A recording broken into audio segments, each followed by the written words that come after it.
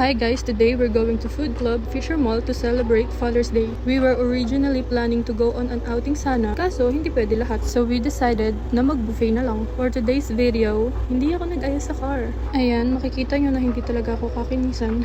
Hindi ko ba alam. Ang dami ko talagang breakouts palagi. And then, we're here at Fisher Mall. Ini-videohan ko si mama kasi sobrang cute na cute ako sa forma niya ngayon. Bagets na bagets. Nakakatuwa lang. Ayan yung tito ko na pormahang Joshua Garcia.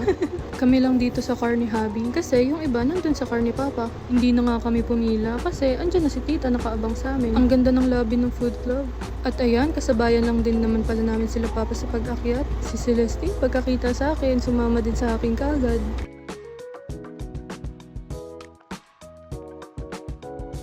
Tatlong tables nga tong kinuha ni tita. Paano ba naman kasi? Ang dami talaga namin. Ayan yung tita ko na lagi na lang pagod kakaasikaso sa aming lahat. Gusto niya kasi talaga sama-sama kaming lahat when may occasions. Yan si Habi, nauuhaw na talaga siya. Hindi na ako pinansin. Dumiretso na sa pagkain. Ayan yung food guys. Hindi ko na talaga na video isa-isa kasi sobrang daming tao.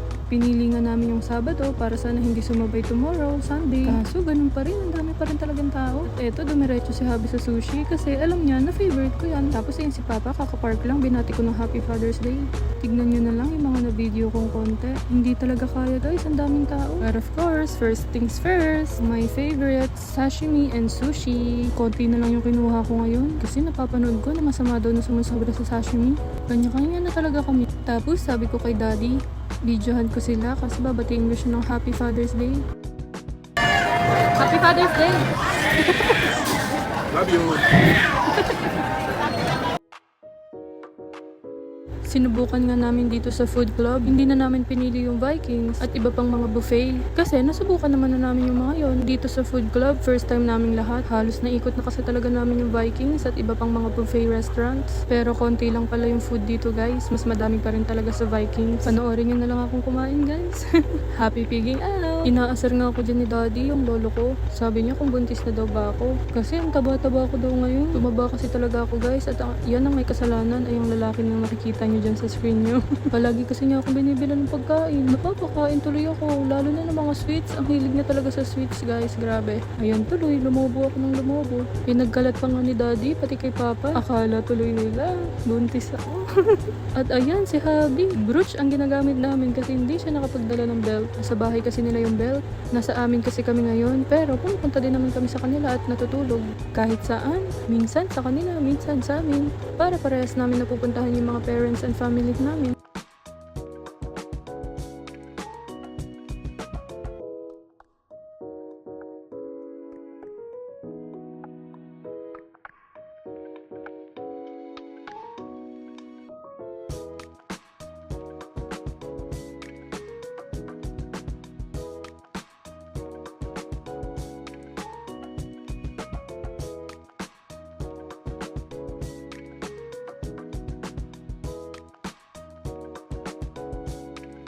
Try nyo din dito guys, mas maganda at mas masaya kung family kayong pupunta dito. Hindi pa nga namin nauubos yung food at ayan, nagdala pa ng lechon kawali. Sabi ko nga kay Habi, pause muna sa pagkain at picture muna kami. Tapos ayan, pinicturean ko na din sila mommy at si daddy and si tito. Tapos eto, kumuha sila tita ng bread. Ang sarap ng milk bread. Tapos ayan si tito, dumating na. Ang pogi nga, 'di ba? Tapos pumayat pa siya ngayon, lalo siyang pumogi. Nakabukod na kasi siya ngayon. Kaya kinita niya na lang kami dito. Nagpicture muna ako at saka nagpahinga sa pagkain. Busog na ako agad. Ayan si daddy, pinipicture niya si tito. Miss na miss niya yung anak niya. Putulin ko na muna dito guys. Wait for part 2.